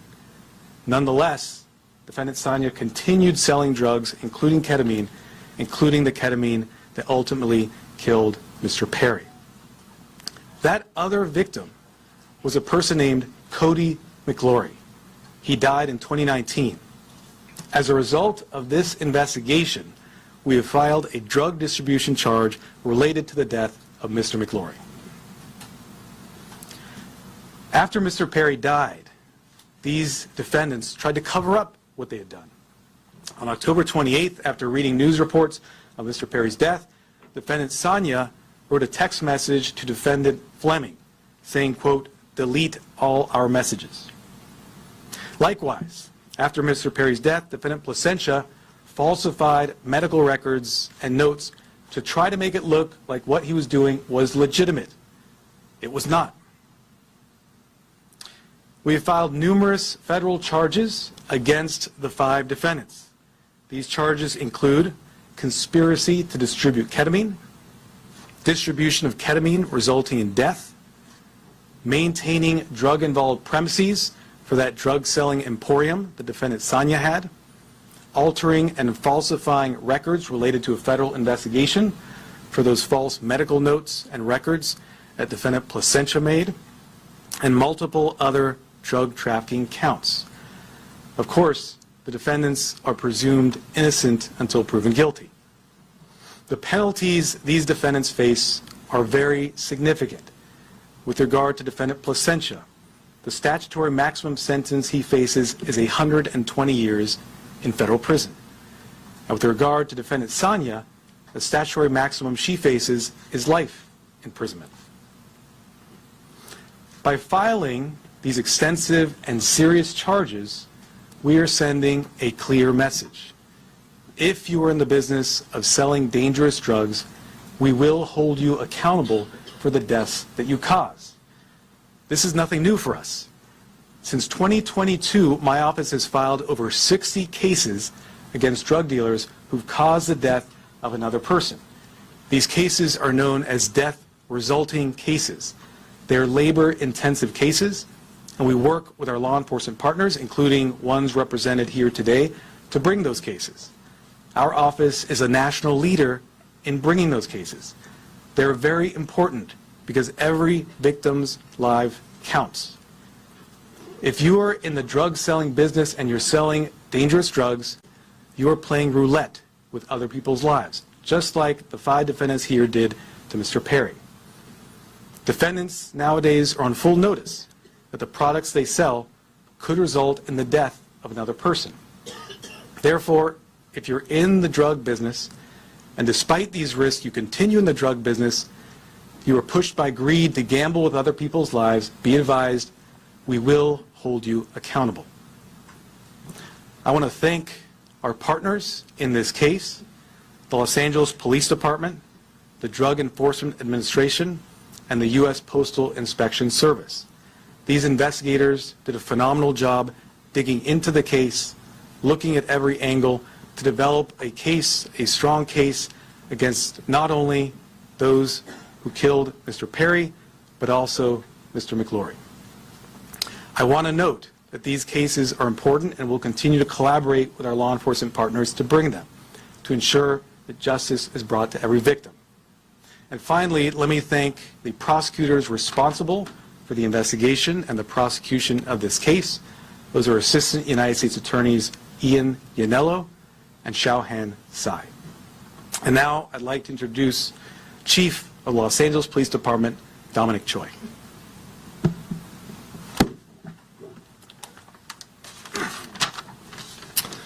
All right, good morning and thank you, Martine. You know, while it's tragedy that brings us all here together, I'm happy to stand here knowing that these dangerous individuals are no longer on the streets and they won't be able to harm anyone else. The Los Angeles Police Department and our partners here today, we're committed to investigating all cases like this, and it's regardless of someone's background or socioeconomic status. And just with all of our cases, this investigation was done impartially. We let the facts drive this investigation, and those facts led us to a group of individuals who were responsible for supplying and distributing to Mr. Perry narcotics that led to his unfortunate and untimely death. The group standing here today, it's a prime example how our partnerships and our collaboration can yield meaningful results. I want to thank LAPD, our robbery homicide division, who's standing in the back there, the U.S. Attorney Martin Estrada and his team, the DEA and her team, as well as the U.S. Postal Inspection Service and their team for their hard work, diligence, and real patience. Now, I know people think this took a long time, but there was a lot of work, a lot of investigative strategies that went into this to make sure that there's a solid case and that we can pursue this in the courts. Our relationship with our federal partners, it helps us ensure that these criminals will have meaningful sentences and be an example for anyone that is willing to risk or jeopardize distributing and supplying unlawful or narcotics to anyone. And I just really want people to know that that is the message. You cannot get away with this regardless of your background or socioeconomic status. Breaking the law is breaking the law, and you are dangerous and you are jeopardizing lives. So thank you all of my partners for being involved in this and bringing us to where we are at today. And at this time, I'd like to introduce DEA Administrator Ann Milgram.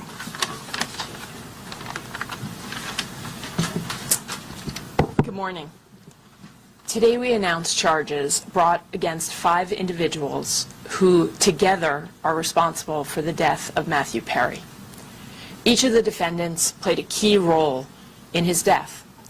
They falsely prescribed, sold, or injected the ketamine that caused Matthew Perry's tragic death. In the United States, most forms of ketamine are only approved by the Food and Drug Administration for anesthesia. A nasal spray version is approved for treatment of depression, but only in a certified medical setting. Here, Matthew Perry sought treatment for depression and anxiety and went to a local clinic where he became addicted to intravenous ketamine. When clinic doctors refused to increase his dosage, he turned to unscrupulous doctors who saw Perry as a way to make quick money. Dr. Plasencia and Dr. Chavez violated the oath they took to care for their patients. Instead of do no harm, they did harm so that they could make more money. Without performing any medical evaluation or monitoring, they supplied Matthew Perry with large amounts of ketamine in exchange for large sums of money, charging Perry $2,000 for a vial that cost Dr. Chavez approximately $12. As Matthew Perry's ketamine addiction grew, he wanted more, and he wanted it faster and cheaper. That is how he ended up buying from street dealers who sold the ketamine that ultimately led to his death. In doing so, he followed the arc that we have tragically seen with many others, whose substance use disorder begins in a doctor's office and ends in the street. Perry turned to a street dealer, Eric Fleming, who sourced his ketamine from a drug trafficker known as the Ketamine Queen, Jasveen Sangha. The ketamine supplied by Sangha would ultimately be the dose that took Matthew Perry's life. Sangha knew that the ketamine she supplied could be deadly, since in 2019 she had sold ketamine to Cody McLaury, who died at the age of 33. But despite this knowledge, she continued to sell ketamine and methamphetamine throughout Los Angeles. Matthew Perry's journey began with unscrupulous doctors who abused their position of trust because they saw him as a payday. And it ended with street dealers who sold him ketamine in unmarked vials. The desperation that led Perry to these individuals was not met with help, as it should have been from the doctors. But instead it was met with exploitation. Exploitation by those who should have guided him toward help. This betrayal of trust is at the heart of this tragedy. Since 2023, DEA has investigated nearly 500 drug poisoning and overdose cases just like Matthew Perry's.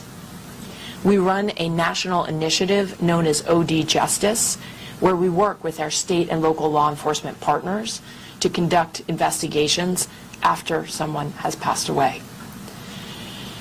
And it is important to note that the national model we today have in every 50 state across the United States is based on the work that started here in Los Angeles. We began this work with our partners in the Los Angeles Police Department and with other local police departments and sheriff's offices in California, in the Los Angeles area, and with the U.S. Attorney's Office. And today it stands as our national model for this critical work. Together, as part of OD Justice, we work to bring justice for the lives that have been lost and to stop others from dying. Regardless of the size or scope of a drug distribution network, the DEA will work nonstop to uncover and disrupt this illegal activity, and in this case, the deadly activity. I want to close by noting that Matthew Perry's death is not just a tragic overdose. After his 2020 book openly discussed his struggles with substance use disorder, Matthew Perry told podcast host Tom Power that he would prefer to be remembered for helping people rather than for his work on Friends as Chandler Bing. And so perhaps what has happened and the tragic details that we are discussing today can help others and save lives. I want to thank the Los Angeles Police Department, the United States Postal Inspection Service, and the United States Attorney's Office in the Central District of California for their tremendous partnership and their outstanding dedication to this case. I also have the privilege of serving every single day with the men and women of the DEA, and today I want to particularly recognize the outstanding work of our Los Angeles Field Division, as well as our diversion investigators who tirelessly worked on this case to bring justice to the victims and the families. Thank you. It's now my privilege to introduce Postal Inspector Shields.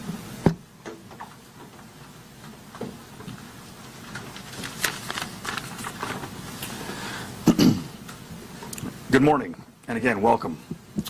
I'd like to thank U.S. Attorney Martin Estrada for his tireless dedication to protecting the residents of the Central District of California and his partnership with the Postal Inspection Service.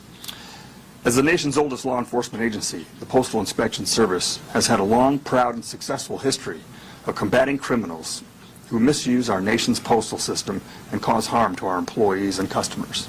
This is our mission. In this case, our agency, in partnership with the Los Angeles Police Department, the Los Angeles Drug Enforcement Administration, and the U.S. Attorney's Office, worked to seize, search, and analyze evidence that has culminated in arrests and a dismantling of the group that is responsible for providing the ketamine and the reported contributed to the death of Matthew Perry. In this case, these individuals knowingly and willfully distributed ketamine to Mr. Perry as he struggled to overcome addiction, which ultimately led to Mr. Perry's tragic demise. Unfortunately, every day in this country, families are grieving for their loved ones lost to drug overdoses. We want these families and the American public to know that the Postal Service will not be an unwitting accomplice to anyone using the U.S. mail to distribute illegal drugs or drug paraphernalia. The Inspection Service continues to work tirelessly to rid the mail of illicit drugs, fight drug trafficking and the associated violence, preserve the integrity of the mail, and most importantly, provide a safe environment to postal employees, customers, and the American public. The Postal Inspection Service is turning the tide against drug dealers. Detecting and stopping their shipments is only the beginning. Tracing illegal drugs back to the source and shutting them down is the ultimate mission. Once again, a tremendous thank you to our partners in federal and state and local law enforcement, as well as the U.S. Attorney's Office, for their continued collaboration and hard work in support of this mission. Thank you.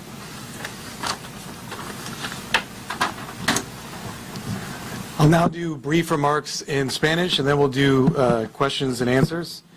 Where are the Spanish language reporters? Hold up your hands. Okay, great. Hoy anunciamos cargos criminales federales en conexión con la muerte del actor Matthew Perry.